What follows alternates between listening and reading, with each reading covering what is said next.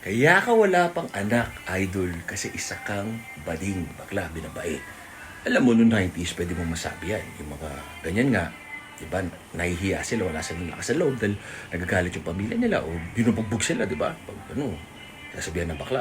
Ngayon, hindi na sinasabi yan. Tanggap na natin na kung ano man ang gusto nila. Kung gusto nilang tawagin silang babae, lalaki, karapatan na nila yun. Lahat tayo may kanya-kanya karapatan, kanya-kanya feelings, kanya-kanya trip.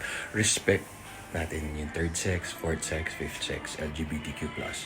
Ako personally, ang gusto ko lang, babae at isang babae lang, asawa ko lang. Mahal na mahal ko asawa ko at magiging anak ko. Mahal na mahal ko ang aking Diyos. Yun lang. So, sa nagsasabi niyan, be careful with words. Nakakasakit ka ng tao at maraming tao, isang community yan. May tomboy, may bading, may bakla, di ba? Tsaka wag nang ganun, di ba? His or her na lang, or she, gano'n na lang. With respect always. Try and be a good person. Tama kayo, mali ako, I'm not your doctor. Do what works for you. Happy, happy.